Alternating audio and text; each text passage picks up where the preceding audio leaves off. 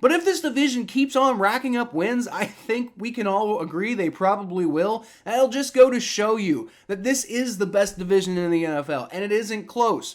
Period.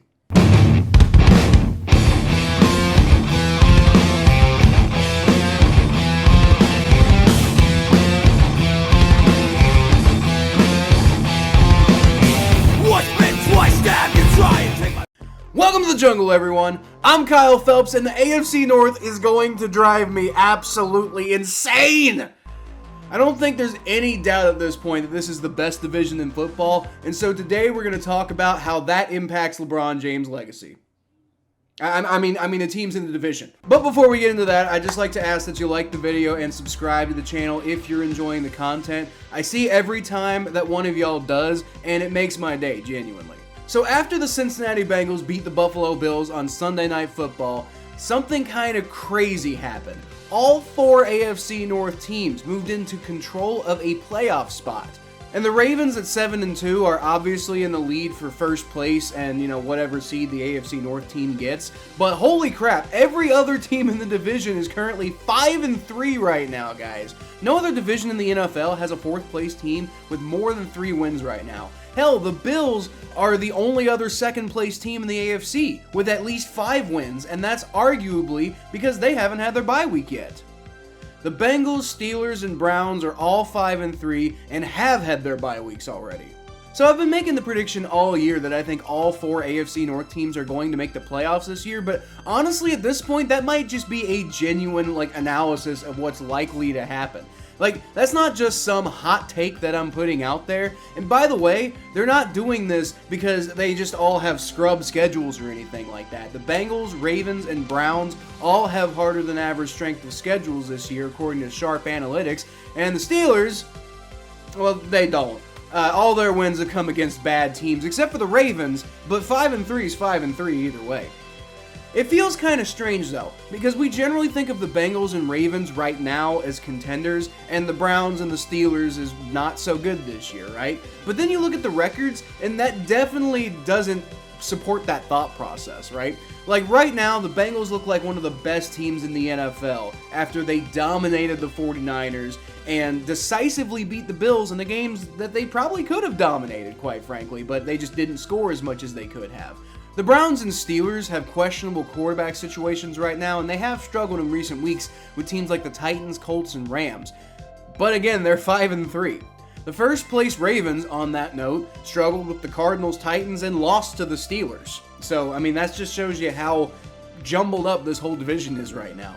All that, and the Bengals are technically in 4th place. The Browns are in 3rd, the Steelers are in 2nd. Don't forget the Bengals did get pulverized by the Titans a few weeks ago, and yet they're still 5-3. But really the difference between these teams, I think, is just literally what happened when they played each other. The Ravens and Browns are both 1-1 in the division, the Steelers are 2-0, and the Bengals are 0-2. So the fact that the Ravens have one more win than everybody is why they're in first place. And then the Steelers with their record, the Browns with their record, and the Bengals with their record, right? But had the Bengals just beaten the Ravens in week 2, they'd be in first place right now instead of 4th. That's how close everything is. These margins are so close, it is insane. Hence, this division is an absolute meat grinder. It just goes to show you how important defense still is in the NFL, even with the current emphasis on offense. The Bengals and Steelers right now have the 12th and 13th best defenses in the NFL currently in preventing touchdowns, and the Ravens and Browns are tied for 1st and 3rd respectively. And this division is going to continue to make waves, I promise you that. According to Tankathon, the Bengals and Ravens both have the 2 toughest remaining schedules left in the NFL. The Browns are number 11, and the Steelers are 22. Although I think, like I said, most people would agree that the Steelers are probably the least talented team in the division, and therefore they probably need the most help to maintain that record. So, we'll give it to them. We'll give it to them. But if this division keeps on racking up wins, I think we can all agree they probably will. And it'll just go to show you that this is the best division in the NFL, and it isn't close. Period. But let me know what you guys think in the comments below. Does any other division in the NFL have a claim to being even close to as good as the AFC North? Are AFC North teams going to continue dominating, or are they going to fall off eventually like some of the teams sometimes do? Let me know in the comments below, and I'll feature the best ones in my next video, like this one from Dark Phoenix 203CT, what a name, on my Josh McDaniels short, who said, "As a Raiders fan, I can say that Raider Nation couldn't be happier right now, and Halloween is even more of a special holiday to us now that McDouchebag was fired on Halloween night."